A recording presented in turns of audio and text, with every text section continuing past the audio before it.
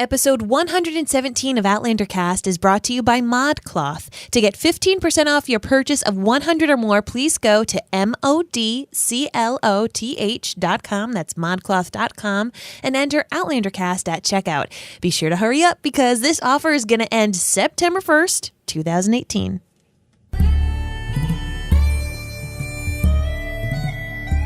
All the way from Cranston, Rhode Island, welcome to Outlander Cast. It's a podcast dedicated to the show Outlander on Stars. Sing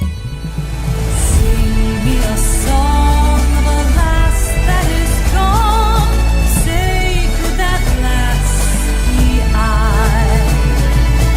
Mary of soul, she sailed on a day over the sea to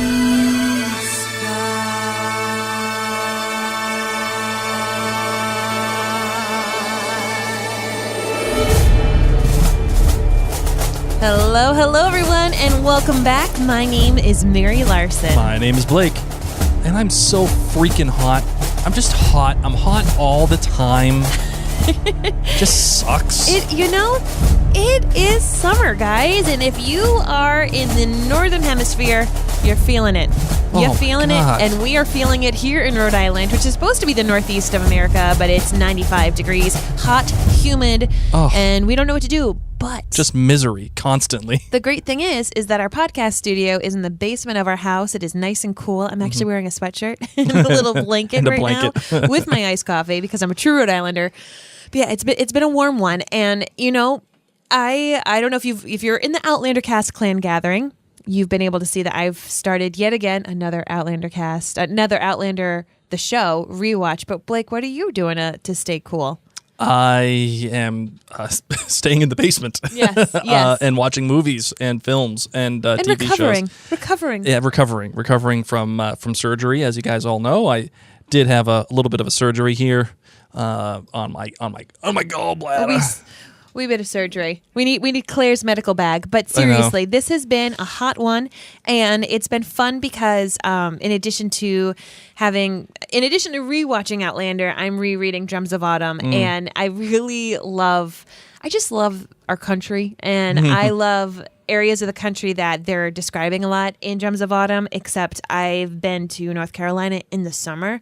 And guys, I cannot live anywhere south than Rhode Island. So anyone who lives in the south, southwest, southeast, I don't care where you live. Bless your heart. Right? Amen. Amen to that. Because I would have to live in a nudist colony, I've decided. So, I've heard words this year describing weather things that I've never heard. Remember we had the cyclone bomb? The bombogenesis. The bombogenesis, whatever it was. Yes. It was in the winter, and it was just cold. Yes. More cold than you could ever imagine. It was cold. I felt like I was in the middle of Alaska. And I don't mind. Actually, I'm a cold person. But then I heard recently that this heat thing that we got, it's called the heat dome. Ooh. Okay. I'm down. I'm down with this. So, all right. So it's been incredible trying to keep up with all of this, and our AC must be tired.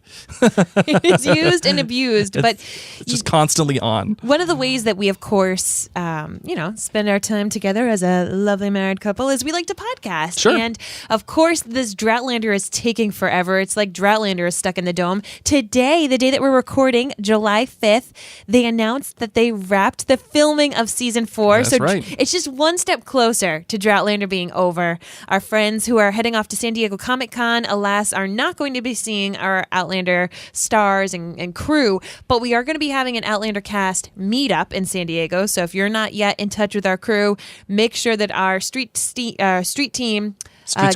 Street Squad. Come on, Mary, get the branding right. I'm trying to drink my coffee. I'm so tired.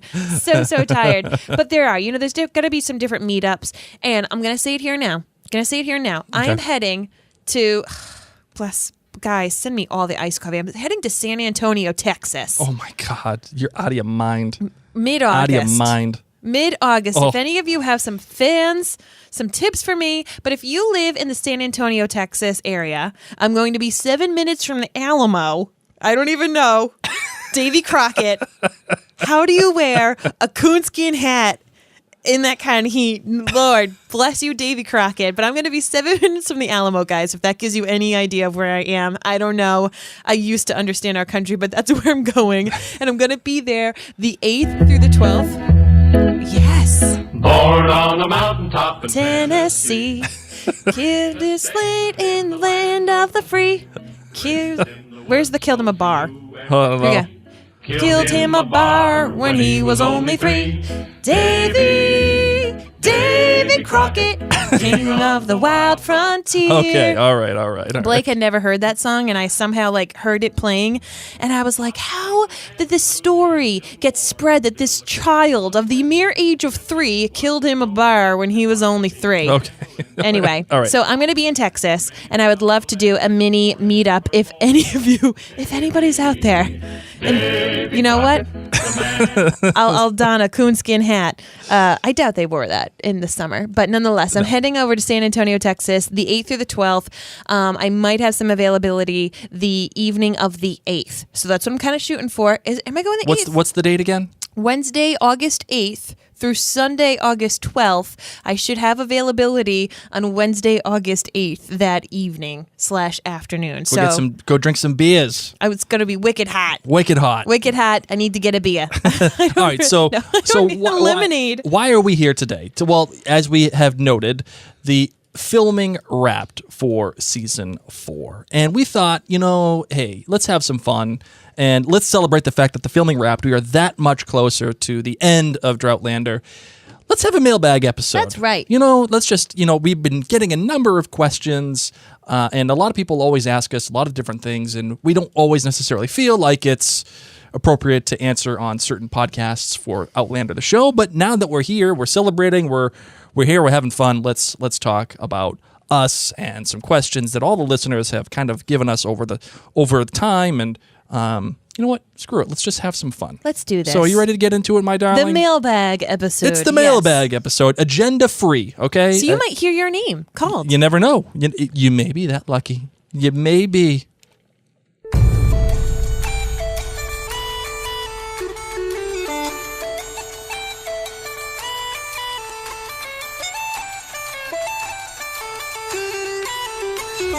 Coming on up, first person from the Outlander Cast Clan gathering who weighed on in was Sherry Burbage. She asks, what draws you both to Outlander? Why has it cast its magic over you? Magic. It's like magic. You're a wizard, Harry. There you go.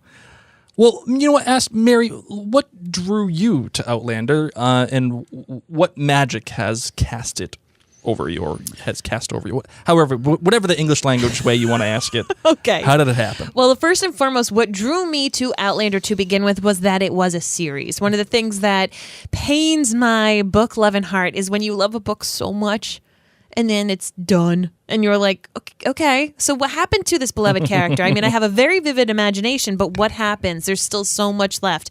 And I love that Diana keeps on going. And y'all know how big these books are and how they keep on going. So that was one of the main things that honestly drew me to the series, was not only that it was a strong female character, that it was historical. My heritage is Scottish. It was really exciting for me to kind of get in touch and learn a bit more about that side of my family and just understand Scotland a little bit more from the Scottish perspective that you don't always learn in the United States children history literature. Yep. But honestly, it was because there were multiple books and that they were well written, fun, but that the adventure could keep on going. So that's why it cast its magic spell over me to begin with. And then I heard it was becoming a TV show, and I was like, Blake, you want to know what we should do? We should watch this show and podcast about it. And that's pretty much why I got into it. My wife said, hey, let's watch this show. And you know what? We should podcast about it because I think it's going to be a big deal, and I really like it. And I've read all the books and yada, yada. And I was not on board. We had just begun our podcast for The Leftovers called The Living Reminders. Shameless plug. Go to livingreminders.com or go to maryandblake.com and listen to all of our shows for The Leftovers, a show on HBO. I was not on board until I found out that Ron Moore was the showrunner for it. I was a huge Ron Moore fan from his days on Star Trek The Next Generation and DS9 and Voyager. He spent a little time on those shows as well. And then I was also a big fan of his because of Battlestar Galactica. Now all of you know how much I love Battlestar Galactica. So say we all. It's easily one of the top 5 shows, maybe top 6 or 7 shows ever written, in my opinion. So I went into it with those eyes, and the magic was cast on me because, honestly, I really like Tobias Menzies. I really like him, and I liked what he did. And I liked. Sorry, you may hear some children in the background. Hashtag we don't have a babysitter. We don't. So our kids are watching Finding Nemo right now as we podcast. I liked Tobias Menzies, and I liked what he did as Frank and also Blackjack Randall, especially Blackjack Randall. That whole story really captured me. And then I think that was my way into Outlander. Once I got that, then I could find my way into Jamie. I could find my way into Claire. I could find my way into all the Highlanders. But without that kind of really catchy, I don't want to say catchy, but because that's cheap. But without that kind of vibrant villain, vibrant antagonist, I probably would not have been as in love with the show as I am. So that's how it cast its magic on me. My darling Allison Donnelly chimes in. Any new up-and-coming movies or TV shows that you are looking forward to?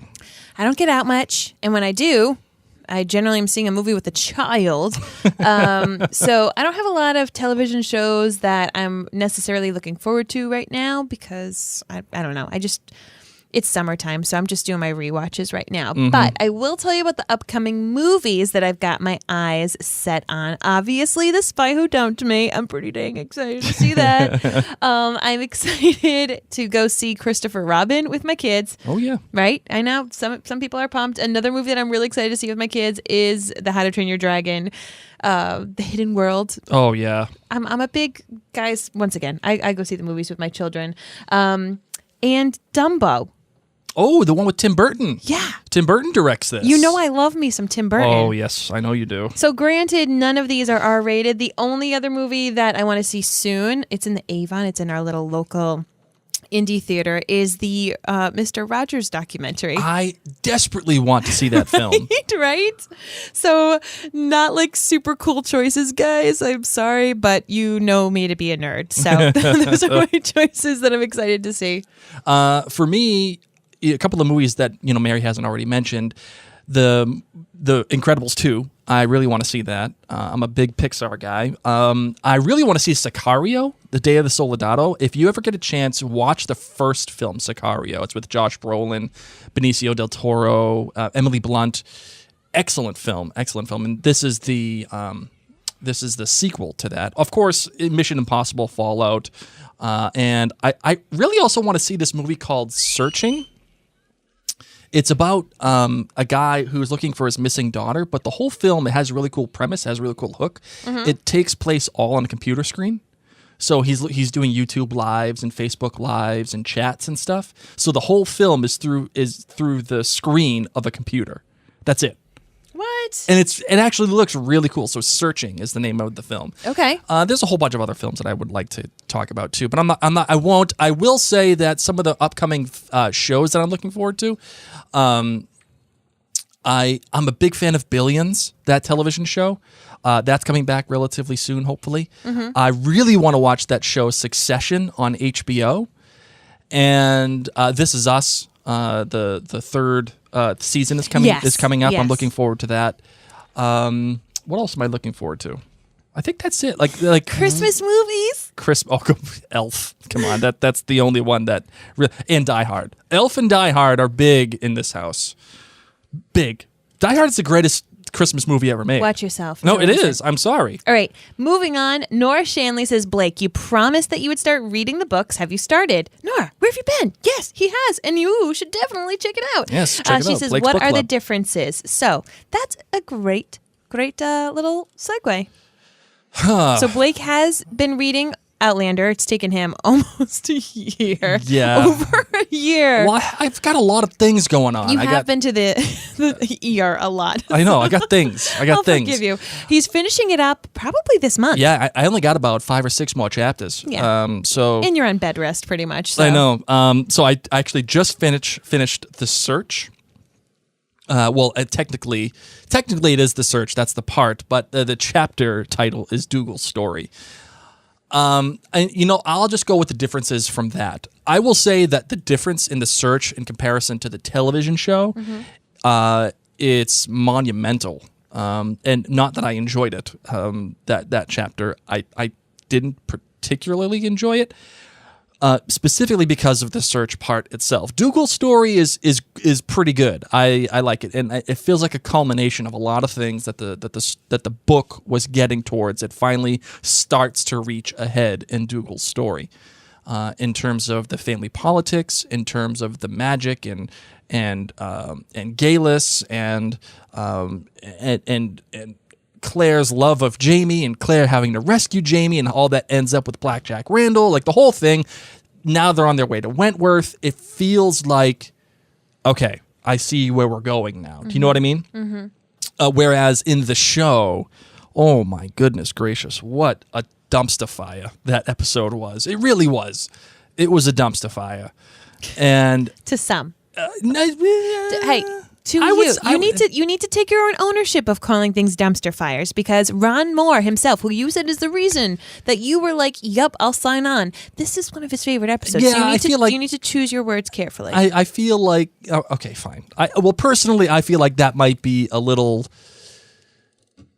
politicking, but that's just my opinion. Okay. Right. So anyway, I may start. Dragonfly and Amber or Voyager. I may. If enough people want me to do it. If you read flippin' faster. If enough people want me to do it, I may do those. I don't know. But I am enjoying it. Yes, you are. And for those of you who don't know, I am doing Blake's Book Club. You can follow along with me as I do a chapter-by-chapter analysis of the book. And you can find it on patreon.com. And you'll find the tag there just says Blake's Book Club, and you can read it as long as patreon.com/OutlanderCast. Oh yes, and you can follow along with me as long as you become a patron of Outlander Cast. I think it's for as little as $2. It's less than a cup of coffee. So a month. So and you can get all the crazy stuff that I talk about. All right. So Samantha Enrick says, "I love to know what you guys do when you aren't creating awesome podcasts and how you met." She says, "I remember Blake saying y'all met in college, but I might be wrong, Samantha. We did not meet in college, and thank our stars, we did not meet in college. Had we met in college, I would have looked at Blake and said, wow. Nope.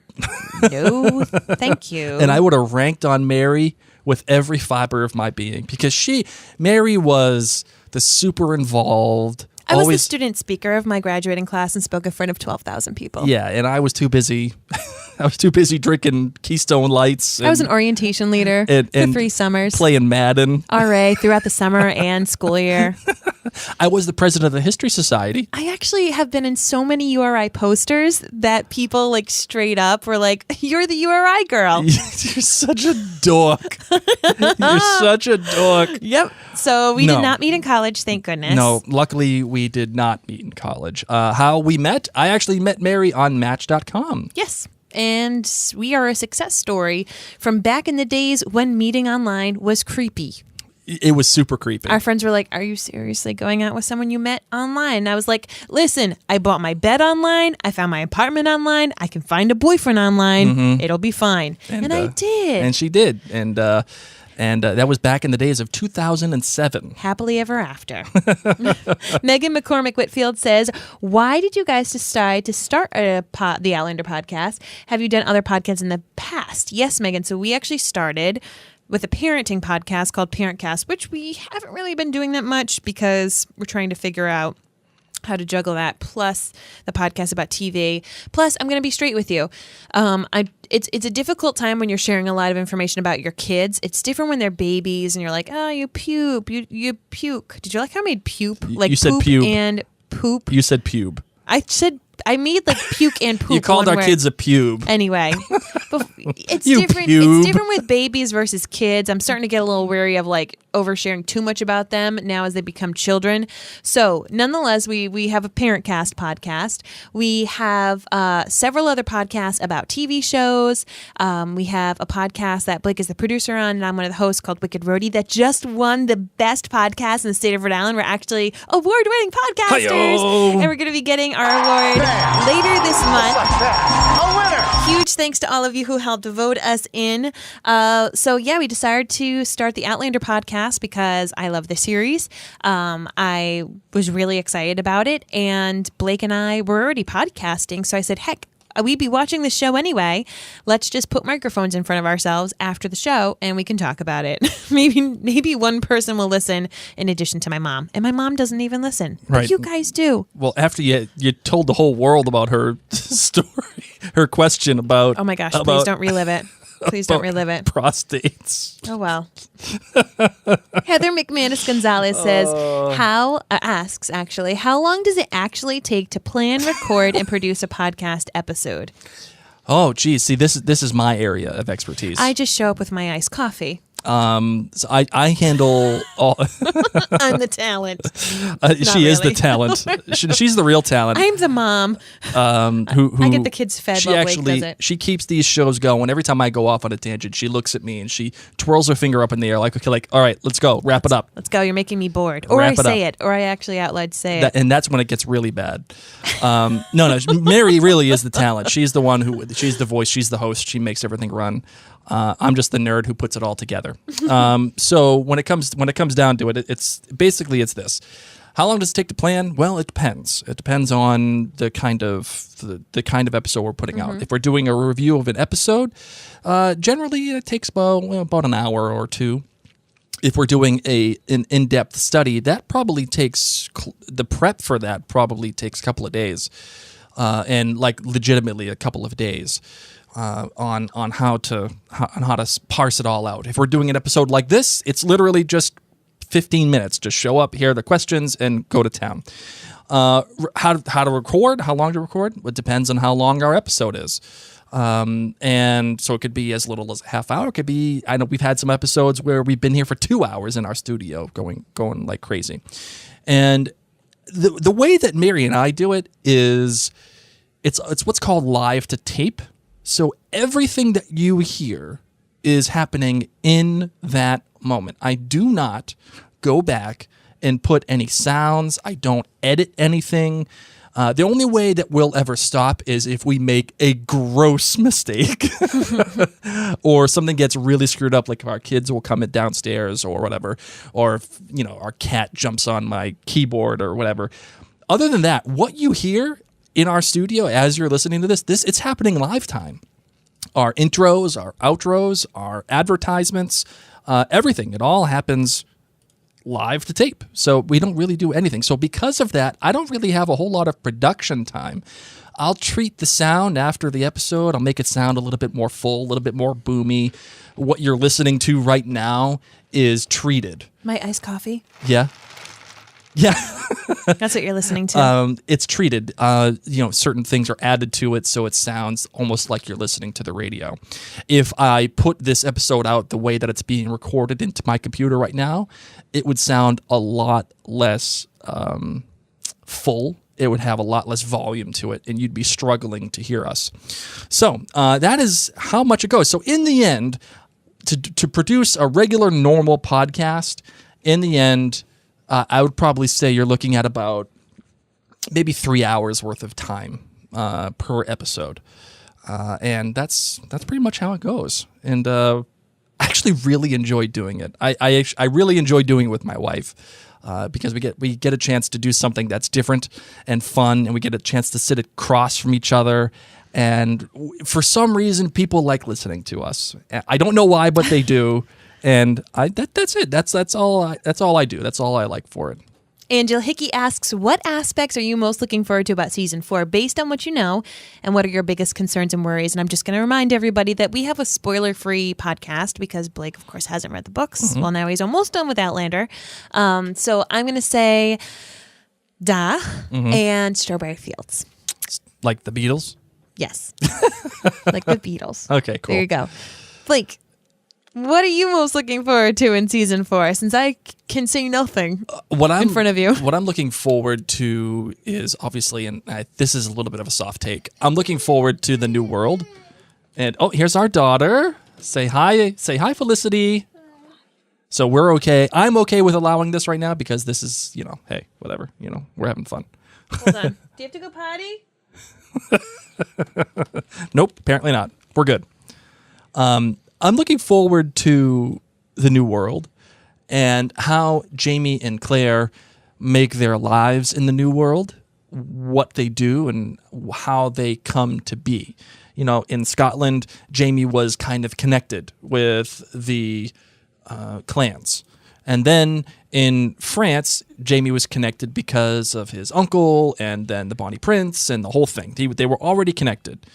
And then in the third one, he had started the business on his own, but it was based out of a smuggling business with the ships that his uncle or his cousin or whatever, whoever had the ships, they've always kind of had stuff available to them. Now in the new world, they don't. And I cannot wait to see what happens. And I look forward to actually slowing down. I want to slow the frack down and not worry about plot so much. Just give me something to latch on to in terms of Jamie and Claire. So I'm looking forward to seeing how that happens. And I know because it's Outlander, I look forward to seeing how they get themselves involved in some form or fashion in the Revolutionary War. Like, I know it's going to happen. I just know. I don't know, but I know. And how the hell is that going to go down? Like, that's gonna be crazy.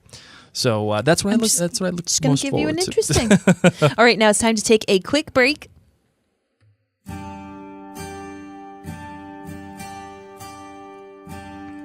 Coffee's kicking in, so I wanted to remind you that this episode is brought to you, of course, by ModCloth. So ModCloth is a fun, friendly spot for style that's as expressive and unique as you. It's their mission to serve and celebrate their community, inspire individual style, and empower women to be the best version of themselves. And that's why their signature line of apparel is offered in a full size range, from extra, extra small to 4X. Sunny days, of course, are calling at ModCloth, so you can nab everything from travel-inspired prints to breezy sundresses. No cardigan required, especially if you're going to San Antonio, Texas, like I am. There's going to be denim, and more denim. Perfect for San Antonio, Texas. I need to go to ModCloth right now. ModCloth's exclusive collaboration with Wrangler is all about that 70s nostalgia. Rock a pair of flares or chambray top with fun embroidered details, and don't forget that perfect swimsuit. One piece or two, it's up to you. Find a variety of styles in a full-size range. See, the thing that I love about ModCloth is their one-on-one style service. All you have to do is just give over your measurements, a couple of your preferences for clothing, and stylists do the rest of the job for me. That is why it is great, because I feel like I don't have time to go to a store. I don't have time to even go to the movies. Nonetheless, try on different outfits and bother the girl at the counter who's on her phone, doesn't even care about me. These people guide you through the process. They help you find that personal style, especially for the stylist like myself. Stylist, not stylist. And I'm even starting to work on putting together an actual wardrobe that can carry me through my days as a mom and even go on some dates with Blake at some point. So I just wish I had found this out sooner. So remember, 15% off purchase of 100 or more. Go to ModCloth, modcloth.com/OutlanderCast. Hurry up, because by September 1st. No, it's modcloth.com and enter OutlanderCast at checkout. Sorry. That's okay. So be sure to enter OutlanderCast at checkout.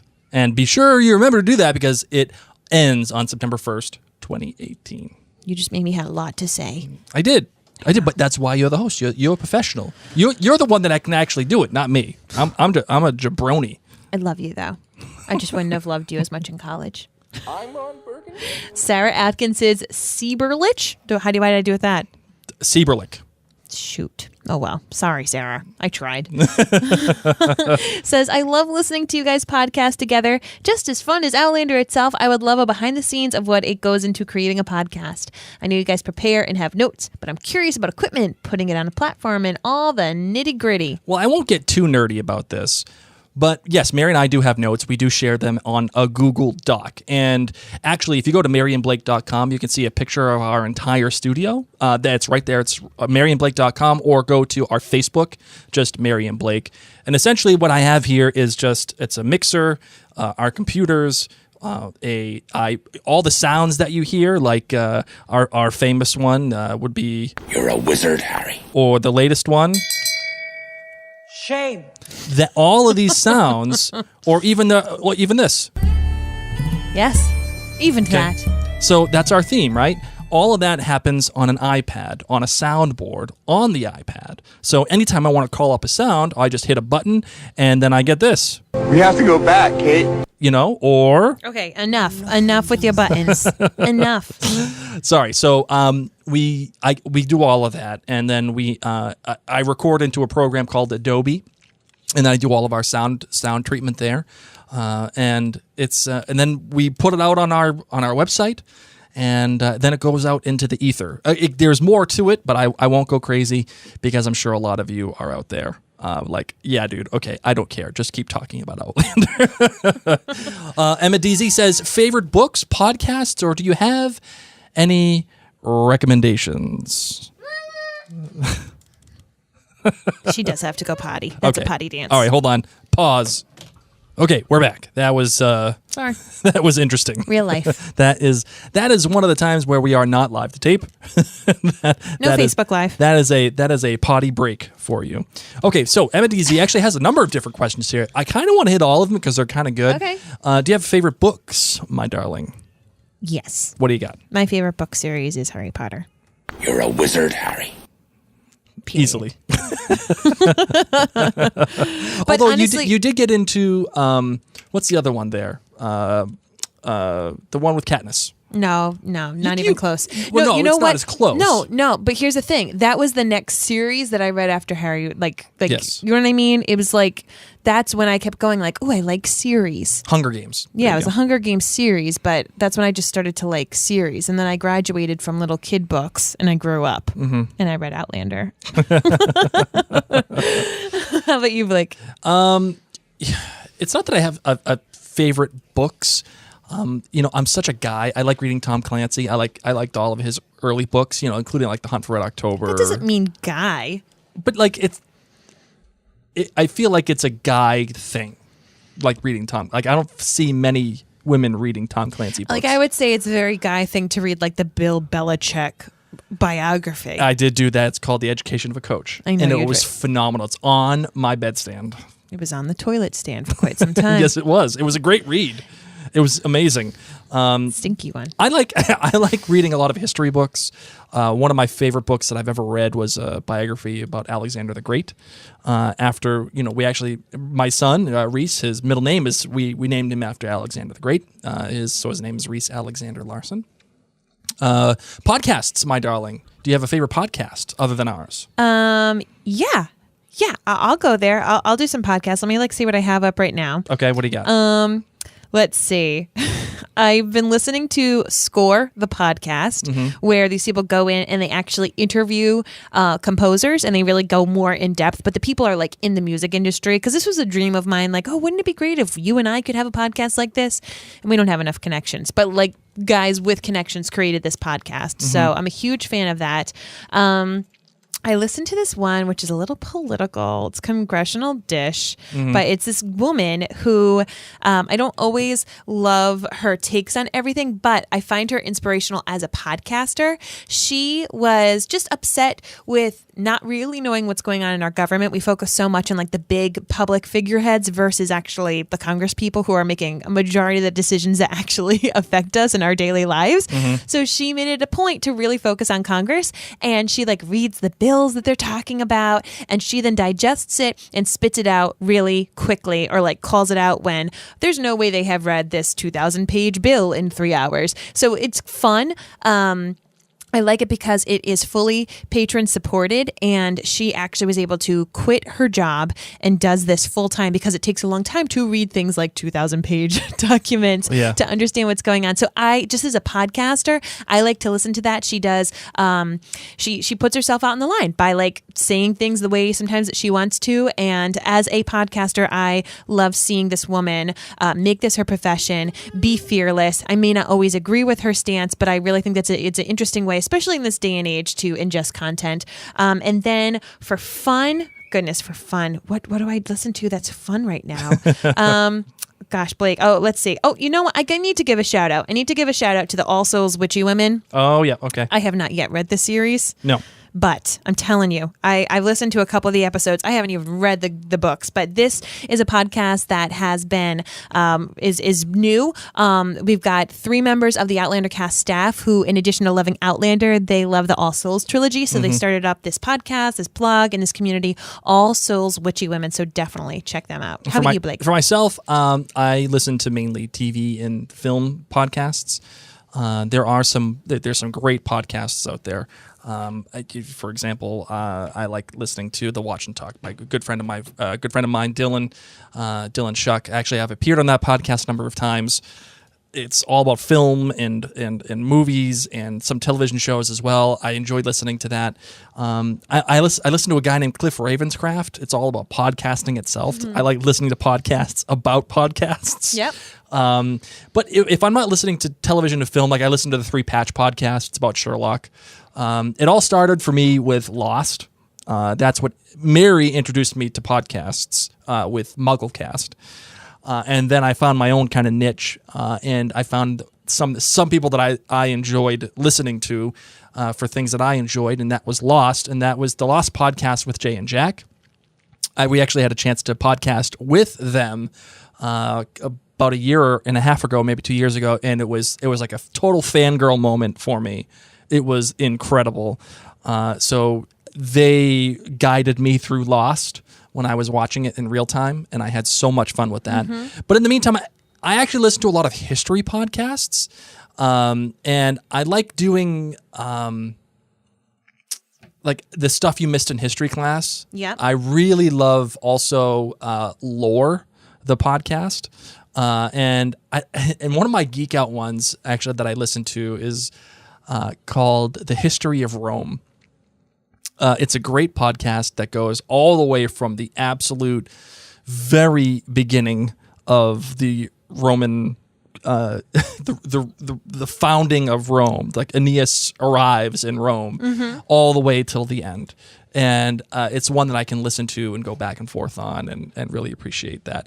Why does Blake hate Connecticut? She wants to know. Because my best friend who introduced me to Outlander lives in Brooklyn, New York, which you get to New York and you're like, yay, we're here. And then Brooklyn's wicked far. Wicked far. And if it wasn't for Connecticut and Connecticut's 95 traffic, which always has construction, we would love Connecticut. Because to be honest, Emma, my favorite place to have daycations right now is Mystic, Connecticut. Yep. Mystic, Connecticut has this little piece of my heart. I'm down there all the time at the aquarium. I love Connecticut, except when I have to drive to New York. And then we don't like Connecticut. I love you, Emma. I know you're in Connecticut, but it's 95. Shout out. There's actually a great fish place. Not fish place, but what's Ford's in Nowake, Connecticut. Yes. They make the Lobster Bomb. Oh. It's a bread bowl filled with lobster meat, topped with lobster bisque. Yes, all your calories for the week.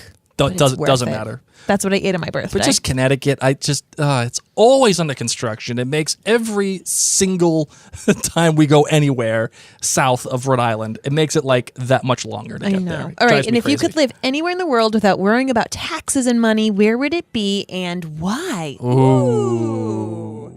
Living is a little wonky. The living thing scares me. How about if you could go on a vacation? Because living... No, living. I get one for living. Okay, tell me. I would live in Boston. And I know that sounds really cheesy. Does. I would live in Boston, and I would live... I would live in Boston in a high-rise. I would be in the penthouse. That would be me. Oh, my God. That would totally be me. Why are we together? Or maybe I could even I could live like Tom Brady. I could live in Brookline in a massive mansion. I want to be like Boston. in the woods. I want to be in the woods, like New Hampshire, where there are no taxes.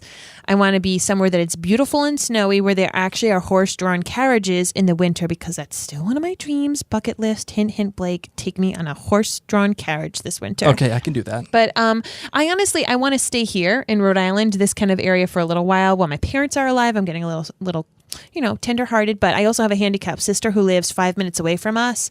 So it's important that I'm near my parents and my sister at this time in life. If and when they pass from us, who knows? Then the world is truly our oyster. But right. While my family's here, this is where I want to be. Home is where the heart is. You see, the problem is I don't think I could live outside of my own little bubble of Massachusetts and Rhode Island. I don't think I could do it. I don't want to live in a high rise. I don't want to deal with any of that. And I could do New Hampshire. I love you, but like New Yorkers and Boston people, they can just be a little cranky. Do not compare New York to Boston. You're both cranky people. Don't do it. Don't do it. I want some that's people a whole nother level. who like, hi, do you want to buy some of my 5-cent cucumbers that I just grew because you're my friendly neighbor? Yes, I would. You know where I could live, actually? I don't want people who, like, just because you lose a baseball game, blow cars on fire. I don't need that. I don't need that in my life. All right, here's a more sexy pick for you, okay? If I could live somewhere with no money worries and no tax worries, it'd be Monaco. Oh, nope. Monaco was gorgeous. It was awesome. Yeah. You have everything at your fingertips in Monaco. I'm all set with that, too. Too far. Okay, fine. Too far. I'll move to Positano. I'll just eat cannolis all I could day. go there, too. There we go. I could go there, too. Marguerite Finzel-Smith says, what is your favorite date night movie or TV show other than Outlander? And she says, love you guys, and thank you for a great podcast. Oh, thank you. Date night or movie? Mary and I love to watch television shows. And we love to watch television shows late at night after the kids have gone to bed or whatever. Yeah. And we try to keep them relatively light. Like our last few binges have been The Office, Parks and Rec we did. What else did we do? We do Mozart in the Jungle. I really love that show. It's freaking weird and it's out there. It's totally underrated. I totally recommend it. Mozart in the Jungle. You want to know something, guys? So back when I was in college, I had a 13-inch TV with a VHS built in. So cool. And I owned 4 VHSs, 2 of which were like home movies. Another one was... My go-to date night movie was E.T. Because I think one was Harry Potter and one was E.T. So when I wanted to hang out with a fella, I'd say, you want to come over and watch E.T.? Why is it that I never watched E.T. with you then? Because I didn't have the VHS player anymore. Actually, you did. Oh, we watched The Corpse Bride. I moved up. Oh my God. I moved up and I purchased one more movie. I got screwed out The of Corpse E.T. Bride. I got screwed out of E.T. Maybe that was it. Maybe that was the magic. Maybe that's why we ended up together and I didn't end up with those jabronis because I watched the wrong movie. It probably wasn't the most like romantic or hookup movie. I wondered why it never worked out for me. You want to come over and watch E.T.? You're 22. Yeah? Oh, man. I was so poor. I would just buy the dollar movies from Blockbuster when they had too many. Thank God I didn't meet you in college. The only other You movie... want to watch E.T.? The only other movie I bought, I thought it was Pirates of the Caribbean. It was a pirate porn. It was it accidentally had it at Blockbuster when they were like selling things for $1. Oh my God. I thought it was Pirates of the Caribbean. Nope. It was not. It was not. It was not Pirates of the Caribbean. Swabbing the decks was something very different. Oh, goodness. Oh, man. Jenny Wells asks, what makes you nervous about Outlander fans? In other words, what's it like to lead a community of strong opinions and feelings? Ooh, this is something that I suffer from. Because I am one to poke and prod. And and I tend to make people angry with my hot takes on Outlander, and I'm happy to do so. As a matter of fact, I feel like if everyone just got along and everybody was just copacetic and everybody had the same exact mindset that we were all lemmings, I think that would be a problem for me. And it's funny because there are people that Outlander is is life, dude, and that's fine. Like Lost was life for me. Not like life, but like it inspires you to try new. Like, and that's what exactly. Like Lost brought you podcasting. Lost brought you to these different aspects of your life that like you honestly wouldn't have had if it wasn't for Lost. Right. I wouldn't have you, I think, to be honest. There's a lot of things that half of our wedding was based on Lost. So it's funny because I think it's a fine line to walk because I have strong opinions about the show, both good and not so good. And I know that everyone is listening to this podcast because they love Outlander. Heck yeah. And that's the point. Like, we all want to talk about it. We all want to have fun with it. And we all want to bask in the glory of Outlander. But sometimes Outlander isn't as good, in my opinion, as some people think that it is. And I feel like it's my job to say, yeah, it was good, but these are things that I think we should work on. But I know for me, I have to work on that fine line of being a television critic or being a fan. Mm-hmm. Do you know what I mean by the difference? It's hard. Yeah. No, I do. It's hard to walk that line because I want to give you my honest opinion when it comes to this show. I'm never going to water it down. I don't think it's fair, and I think that you guys as listeners are smart enough to hear that, and you're smart enough to know when it's watered down. And I don't want to give you a disservice. I don't want to waste your time in listening to this show. Yeah. But I also want to celebrate Outlander and be happy and say, yeah, these things are tough. And I think that's what here's a moment of honesty here from me. I feel like I was very hard on season 3. I wasn't negative 100% of the time, but I probably could have lightened up a little bit. I would concur. And that's a lesson that I learned. And it's something that I'm going to do going forward. I'm not going to be as hard on it. And it's like that. It's like your favorite kid. You're hard on your favorite kid because you know that they're capable of doing a lot. So you're hard on them to push them. And that's the way that I felt about Outlander. I don't know. How about you, my darling? How do you feel? What makes me nervous about Outlander fans? I will tell you what makes me nervous is when people don't understand that our Outlander cast clan is spoiler free and that a book club is not spoiler free. You can go in there and talk all that you want about Drums of Autumn. But that makes me nervous. What makes me nervous is managing that group is a little tough sometimes. It's a bear. Because when new people come in, whether it's a new season and we get a big influx of people, just making sure that people do understand the rules, that we are a worldwide community, so we do have these rules that we don't talk about the show until the majority of the world has been able to see it. Mm-hmm. Just little things like that about managing a group of individuals who are so excited to chat about it. So that's really it. I love it, but that's what makes me nervous. It's hard. It's also hard keeping everybody nice. Because, for the most part, everybody's great in the clan. Yeah. Everybody is great. But there are a few keyboard warriors out there that all they want to do is call be people trolls. Names. They just want to call people names. And I hate that. And that's why I don't put up with it at all. We just give them a boot. Any trolls, any keyboard warriors want to be out there, fine. But you're going to get the boot real quick. Real effing quick. Our friend Meredith Bastillo says that she's expecting a little lad. Congratulations. And she wants to know how we decided and agreed on names when we were expecting. She said she's struggling with boy names. Oh. So, Meredith, we had a good amount of names for Reese. And we actually were looking at actors' names and credits. So on television shows and in movies, we would just stare at the credits, the opening credits or the end credits, just to see different names. Because, you look through the baby books, you look through the websites, and it's the same flipping names all the time. Over and over and over. All the time, right? So Grayson and Dason and all the sins. All of them. And with Reese, it was actually, we had been watching The Tudors recently, and Jonathan Rhys Meyers is, he plays the king. The king in The Tudors. And then isn't the Americans guy, isn't his name? Yes, his name is Matthew Rhys. Yeah, so it popped up. There was this little overlay where we were seeing Reese twice, and we really liked the name Reese. So Reese was in the running with a few other names that we liked from TV shows and different little things. And it wasn't until we had our baby Reese and we actually named him Baby, like his wristband said Baby Larson, because we were like, we need to spend a little time with this child. And we just kept like calling him different names for the second day of his life. We were like, what does he look like to you? Does he look like this? Is he going to respond to this? Whereas with Felicity, I knew at 6 weeks I was pregnant.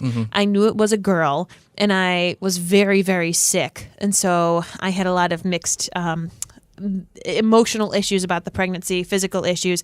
So we named her Felicity, which meant happiness. And so her name was easy from the start. Well, it didn't hurt that we were also binge watching Felicity. Exactly. We're TV nerds. So our suggestion, Meredith, is watch a lot of TV. Yes, and eventually something will come up. Something will happen for you. Maybe his names will be Jamie. Victoria Fox says, when you started the Outlander Cast podcast and Facebook page, what did you think would happen? Did you think you would have this many members go live and have events such as the brunch and finale party last year? Oh, geez. Absolutely not on any of them. Even the live thing, like, because at the time, lives weren't a thing. Like, you could do a live podcast that was audio only, and you had to go to a specific link through a third party, and like it was a whole thing. None of that had been introduced until Periscope, which was what? That was 2016, I think. I don't even know. So Facebook Live, the iteration that you see now, is a fairly recent thing, only within the past year and a half, maybe.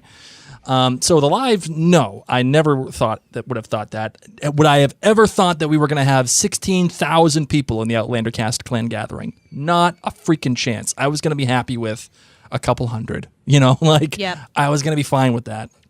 And all of a sudden in the third season, much to all our hard work and the rest of the staff's hard work, and all the great content, honestly, that we're putting out between the blog and the podcast and being at events, even the blog itself, like it just kind of came out of nowhere. It was just a way to help expand our relationship with the listeners. And it all just started to feed off of itself. And then all of a sudden, third season, it all congealed and we're getting 16, 17,000 people listening to us at a time, and maybe more. We did. We started it because we were lonely, stuck with a colicky baby at home, thinking maybe someone in this great wide world likes this show like we do, and maybe they'll listen, and maybe they'll write us an email, and we'll be friends. We'll be like pen pal friends over the internet. So we had no idea. No idea. But my jam was totally the finale party. I remember back when I was listening to the Lost podcast, as you heard about it earlier. During the finale in 2010, Jay and Jack had a finale party, and everybody went to where they were from, Raleigh, North Carolina, and they rented out a hotel, and they watched the finale together, right? Yes. How freaking awesome is that? And I wanted to go. I wanted to go so bad, and obviously my wife and I were big fans, and I couldn't go because of work for some reason or whatever it was. And I was like, man, I wish I could do that. And then all of a sudden, we were talking with some of our staff, especially Bobby, who helps us plan a lot of this stuff. And we were just like, you know what? Screw it. Let's just do it. And we planned it absolute last minute. I think we had about 2 or 3 weeks to plan the whole thing. Everybody showed up. We were in Providence, our hometown. We all watched it together.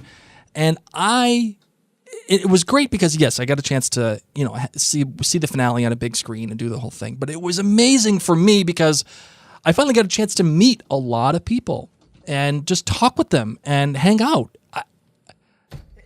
I felt like we were all rock stars that day. It was awesome. That finale party was so cool. That was my jam. I love it. Last one is Bella Lee. She asks me what has been the biggest surprises for me in the adaptation of characters and stories from books to show over the 3 seasons, good or bad, specific incidences, or general developments. Well, Bella Lee, I'm just going to kind of stick to season 3 right now, just because it's a lot of things to throw in. And there were a lot of things that kind of stood out to me in this most recent season. One thing that I didn't love was Sandy Candy at the funeral. I don't know. I don't know. But one thing I did love was the Geneva sex scene. I liked how they handled that differently because that was not handled the way I liked in the book. I loved Claire's time travel outfit, the Batman thing, and just kind of seeing how that went. I loved being able to have so much time with Jamie in season 3 and really understanding, the battle and understanding his time spent away from his family and seeing him become the shell of a man. Another thing I'm trying to think of it. Another thing that I didn't like was how Claire had to save the guy that came to try to oh God, the freaking intruding guy. Nope, not a fan. I hated that. Not a fan.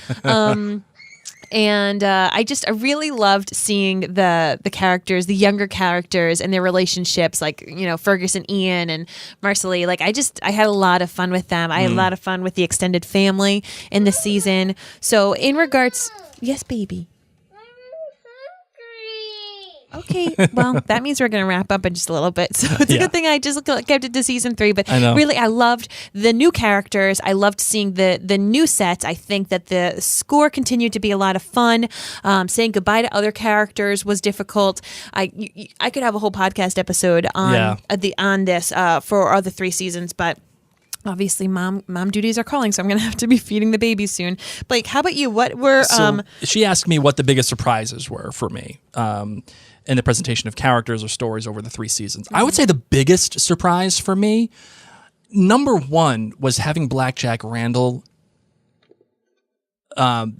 be so engaged with Jamie as opposed to Claire. Mm-hmm. I thought that was a really cool twist. Mm-hmm. I really liked that. Yep.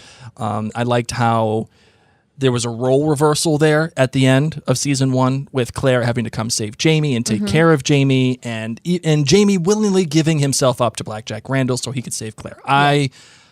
I thought that was really, truly excellent. A big surprise for me. Another big surprise for me from season 1 also was, if you remember, I had a big theory about when Claire left Jamie at the end of season 1, and she went to go back to the stones, and we thought that she was going to go touch the stones to go back to Frank.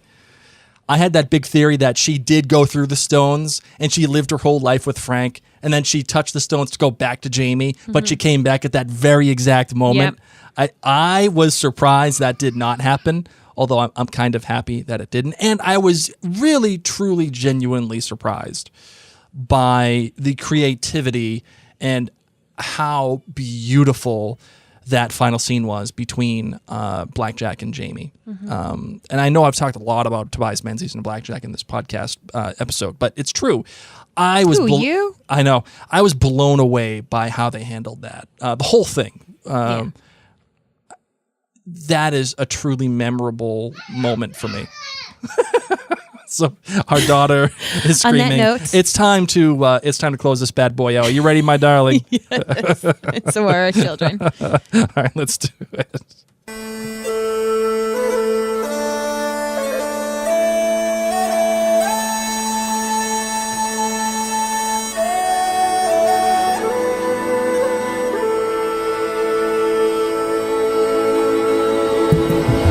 Summer's here and Droughtlander's here, so that might mean you have a little bit of time on your hands. And you know what I want you to do is take those hands in your smart device, go to iTunes or Stitcher or whatever podcast app you're listening through right now, and leave us a written review. Yes, the stars are nice, they're fun, but leaving us a written review really goes such a long way. So I want to give a huge shout out to Elka John, who just wrote, very good podcast. Oh. Love listening to Mary and Blake. So thank you so much. Honestly, any review helps.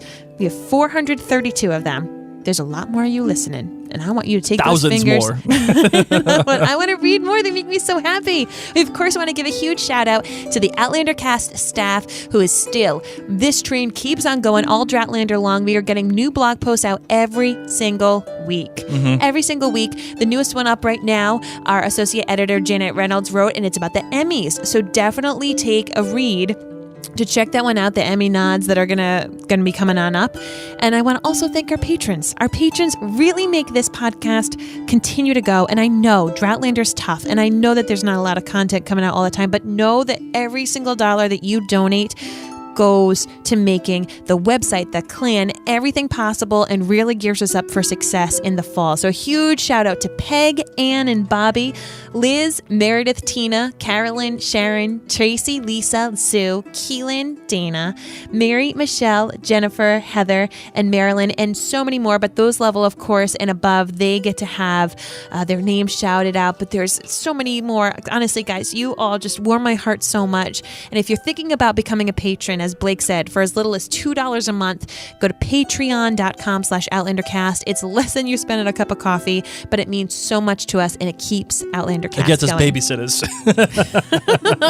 Usually. Another thing that you can do for us too is actually go to maryandblake.com and check out all of our podcasts that we have, whether it's for This Is Us or Outlander or The Leftovers or Gilmore Girls, or all of our podcasts are all there. And I really want you to pay special attention to our show, This Is Us 2. It is a podcast dedicated to This Is Us on NBC, and the third season is coming back up in September. Mary and I are catching up with all of the latest episodes.